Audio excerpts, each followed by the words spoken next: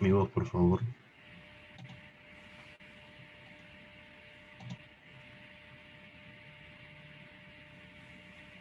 Muy buenos días, buenas tardes, buenas noches en todo el mundo. La primera Feria Virtual del Libro de España tiene el agrado de seguir presentando en esta mañana, continuando con la programación, a José Luis Labat, quien en esta oportunidad nos dará la ponencia sobre Lope de Vega. Adelante, José Luis. Muy buenas tardes, buenos días, buenas noches a todo el mundo y otra vez con todos ustedes, pues esta vez pues para presentar un vídeo sobre Lope de Vega y su teatro. El título es Lope de Vega entre bambalinas y bueno, pues voy a comentaros un poco sobre la vida de Lope de Vega y su obra. Lope de Vega nació en Madrid en el 25 de noviembre de 1562 y murió también en Madrid en agosto de 1635. Fue uno de los poetas y dramaturgos más importantes del siglo II de oro español y, por la extensión de su obra, uno de los autores más prolíferos de la literatura universal. Renovó las fórmulas del teatro español en un momento en el que el teatro comenzaba a ser un fenómeno cultural de masas. Máximo exponente del teatro barroco español, sus obras siguen representándose en la actualidad y constituyen una de las cotas más altas alcanzadas en la literatura y las artes españolas. Se le atribuyen unas 1800 obras. Ahora veremos un vídeo sobre el teatro de Lope de Vega, titulado, como hemos dicho antes, Lope de Vega entre bambalinas, que pretende presentar a este genio de la literatura mundial. Adelante, vídeo, por favor.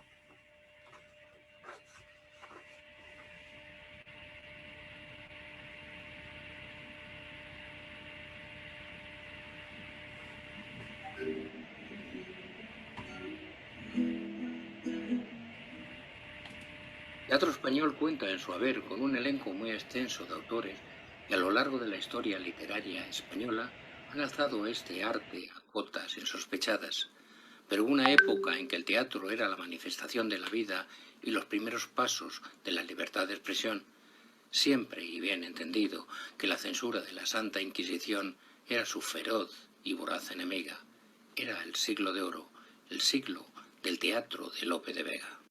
Y aquí discurre la vida de Lope, el llamado Fénix de los ingenios y el monstruo de la naturaleza, tal y como le definía Cervantes, aunque su relación no fuera todo lo cordial entre dos grandes de la literatura.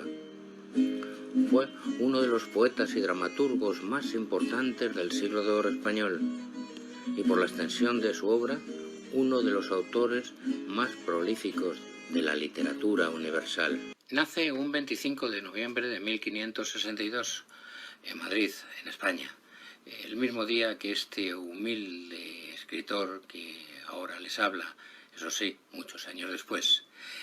Era un niño muy precoz, leía latín y castellano a los 5 años. A la misma edad compone versos y a los 12 escribe comedias. Cursa estudios en el Colegio de los Manríquez de la Universidad de Alcalá, pero no logra ningún título. Quizá por su conducta desordenada y mujeriega le hace poco apto para el sacerdocio. Ya en 1580 el estudiante Lope se hallaba mancebado con María de Argón, la marfisa de sus versos, de la que tuvo al año siguiente su primera hija, Manuela.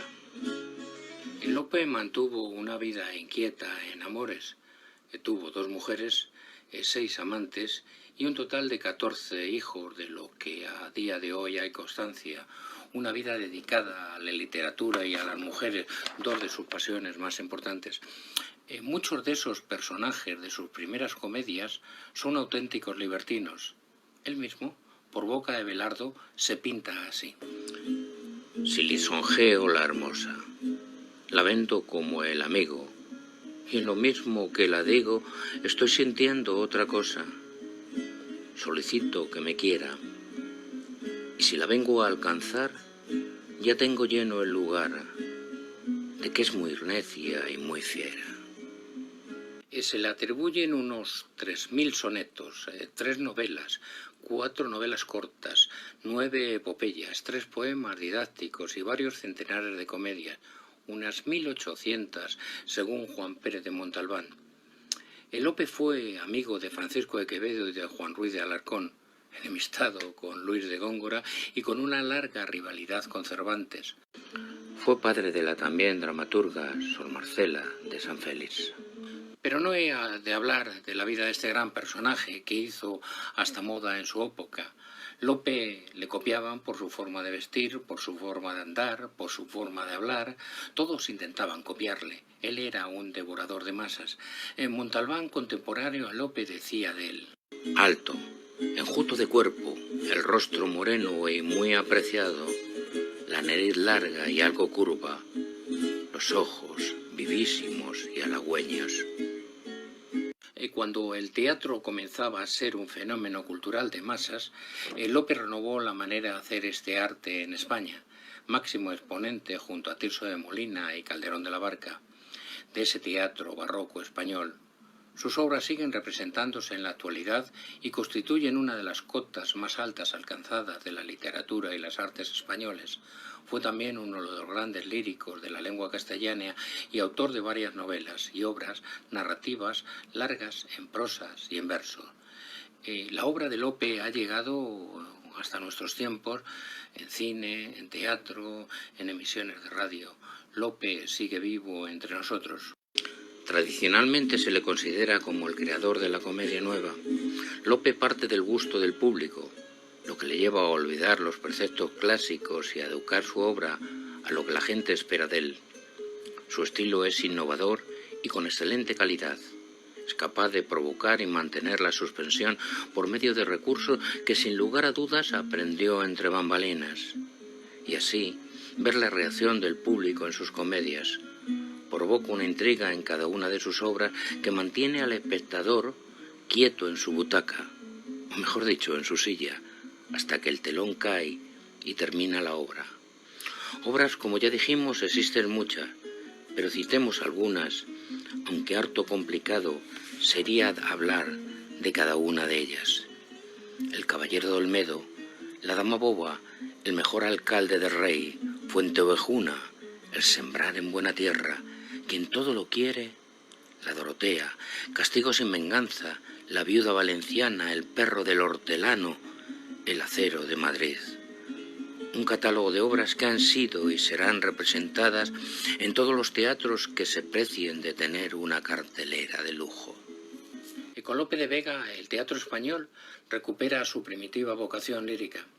Al fin, los creadores de la comedia nueva son los mismos que han puesto de moda los romances moriscos y pastoriles. En El Caballero de Olmedo, por ejemplo, si bien existió un trágico hecho histórico real, el asesinato del caballero Juan de Vivero, el asunto dio lugar a unas seguidillas populares y a un romance anónimo que se encuentran citados en el texto y dan gran parte de su atmósfera a la comedia.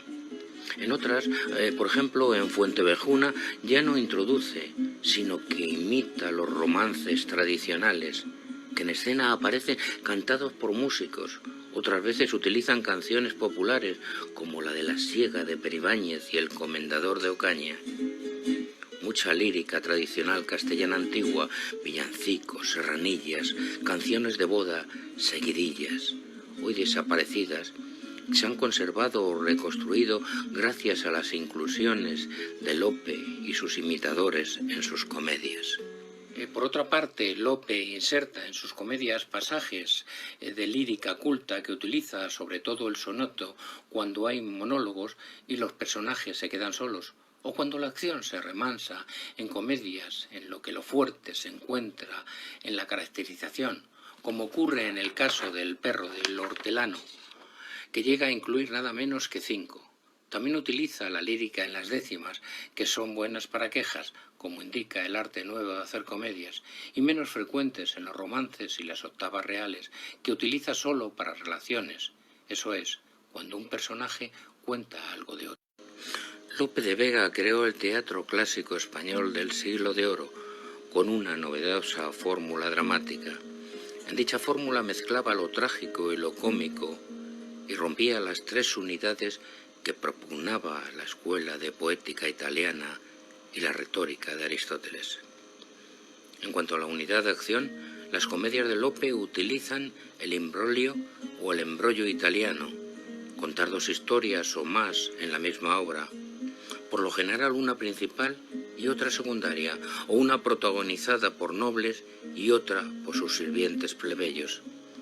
La de tiempo es recomendable, pero no siempre se acata, y hay comedias que narran la vida entera de un individuo.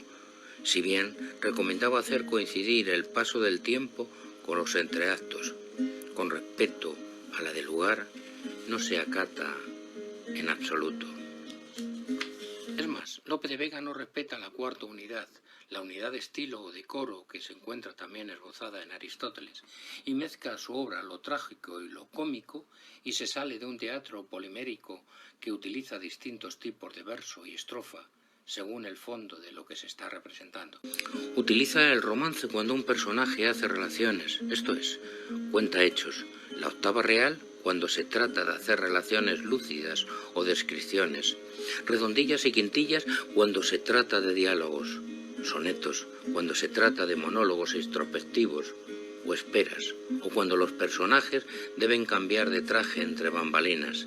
Décimas si se trata de quejas o lamentos. El verso predominante es el octosílabo, algo menos el endecasílabo, seguido de todos los demás. Se trata, pues, del teatro polimérico y poco académico, a diferencia del teatro clásico francés, y en el sentido se parece mucho al teatro isabelino. Por otra parte, domina el tema sobre la acción y la acción sobre la caracterización. Los tres temas principales de su teatro son el amor, la fe y el honor, y se encuentran entreverados de hermosos intermedios líricos. Muchos de ellos recogen el origen popular, romancero y lírica tradicional. Se escogen preferentemente los temas relacionados con la honra, mueven con fuerza a toda la gente, escribe Lope, y se rehúye la sátira demasiado descubierta. Lope se cuidaba especialmente del público femenino, que podía hacer fracasar una función, y recomendaba engañar con la verdad y hacer creer al público en desenlaces que luego no ocurrían al menos hasta la mitad de la tercera jornada. Recomendaba algunos trucos, como travestir a las actrices con disfraz varonil, cosa que citaba la imaginación libidinosa del público masculino y que en el futuro se extendería en el teatro cómico universal como un ardiz de guión habitual en la comedia de todos los tiempos, la guerra de sexo, esto es, trastocar los roles masculinos y femeninos, mujeres impetuosas que se comportan como hombres y hombres indecisos que se comportan como mujeres. Y todos estos preceptos recomienda Lope a quien quieren seguir su fórmula dramática del arte nuevo de hacer comedias, en ese tiempo, en 1609, escrito en verso blanco, salteado de pareados por una academia literaria. En 1627 ingresó en la Orden de Malta, un honor enorme para Lope, quien en su retrato más difundido viste precisamente el hábito de San Juan. El interés de Lope por las órdenes de caballería en general y por la de Malta en particular lo llevó a escribir entre 1596 y 1603 la pieza teatral El valor de Malta, ambientada en las luchas marítimas que la orden mantuvo por todo el Mediterráneo con los turcos. La casa madrileña en la que vivió Lope en la actualidad es la Casa Museo de Lope de Vega, que recomiendo su visita, al igual que por el barrio maravilloso de las Letras, en donde Quevedo, Cervantes, Góngora y el mismísimo Lope pasearon por sus calles dejándonos partes de ellos mismos y de sus letras. Lope de Vega murió el 27 de agosto de 1635. Sus restos se depositaron en la iglesia de San Sebastián en la calle Atocha 21. A mediados del mismo siglo XVII pasaron a la fosa común. Más de 200 autores le escribieron una serie de elogios que fueron publicados en Madrid y Venecia. Durante su vida, sus obras obtuvieron una mítica reputación. Es de Lope, decían. Cuando alguien quería decir que algo era excelente y que era irrefutablemente maravilloso, Lope de Vega es y será por excelencia un grande de la literatura universal, tanto por su cantidad como por su calidad.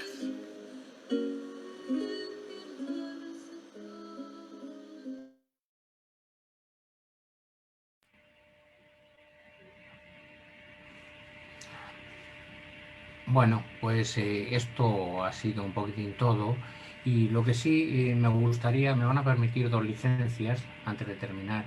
Una de ellas es leer un pequeño fragmento de una de las obras de Lope, El acero de Madrid, que es una comedia urbana de capa y espada que tiene en Madrid como escenario. En el siglo XVII se valoraba mucho la blancura de la tez de la mujer, considerando como algo especialmente seductor. Para conseguir la anhelada blancura y estar más delgada, uno de los medios empleados era ingerir arcilla, comer barro. Eso se llamaba el acero de Madrid, lo que producía una forma de clorosis o anemia llamada opilación, que era una obstrucción al paso de las materias sólidas, líquidas o gaseosas por las vías secretorias del cuerpo, y una falta de flujo menstrual, especialmente en las mujeres jóvenes. Lope, en uno de los pasajes en que Lisardo recibe una carta de Belisa explicando cómo y dónde puede verse los dos enamorados, nos explica qué es el acero de Madrid. Y dice así: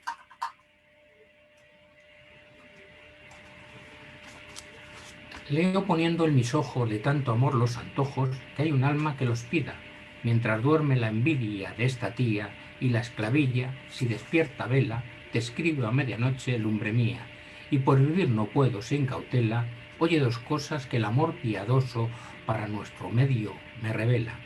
Yo voy fingiendo, mi querido esposo, que estoy descolorida y opilada para engañar a un padre tan celoso y a una tía tan mal intencionada. Busca un médico amigo que me vea y avísale de todo si te agrada. Ese dirá que solo quien pasea con el acero, aqueste mes de mayo, sana de aqueste mal, porque lo crea. Yo fingiré también algún desmayo. Dadme los jarabes de livianas, cosas que mi amor no teme un rayo. Saldré con esta chaque mañana a las mañanas, de tal vez a Tocha al Prado y tal vez al Soto, que por ti juzgaré y las cuentas llanas. Y por si aqueste velador piloto de mi nave medrosa va conmigo, no te espantes del hábito devoto. Llévate al lado algún discreto amigo y dile que con ella finja amores, quizás me dejara que hable contigo. Y bueno, y para terminar, que quedan unos solos minutos, mi relación con Lope, bien entendida, estas dos palabras, lógicamente, es muy significativa para mí. Yo siempre he dicho que es un autor de cabecera mío, pero tenemos una cosa en común. Los dos nacimos un 25 de noviembre, y me gustaría recitarles un poema de uno de los últimos libros, Pasos sobre la arena, de la editorial Estudio Ediciones, donde hablo de Lope de Vega, un 25 de noviembre. Del verde valle del Carriero nace en su cuna de pluma y papel, un 25 de noviembre de 1562, el fénix de los ingenios, Lope, Lopico. Y no muy lejos de allí, y sin remediarlo, otro 25 de noviembre de 1952, nace en Madrid este humilde servidor, Pepe Labat, un poeta llano de barrio. No sé si tal coincidencia existiese, o si el destino pusiera en boca letras de un insigne y docto escritor como él lo fuera, y que las mandara viajando por el tiempo para que yo las tomara y en mi pluma pusiera. Casualidades del destino, lances de poetas, caballeros con partes inferiores equinas, ayer siglo de hoy siglo de sinvergüenzas, y al tanto leo sus obras y me admiro de ellas. Él es don Lope y yo Pepe, un discreto poeta. Bueno, pues muchas gracias por su atención, espero que les haya gustado, y bueno, pues hasta esta tarde, a las 5 de la tarde, que volveré con un recital a nuestro ilustre Rafael Alberti. Buenas noches, buenas tardes, muchas gracias a todos.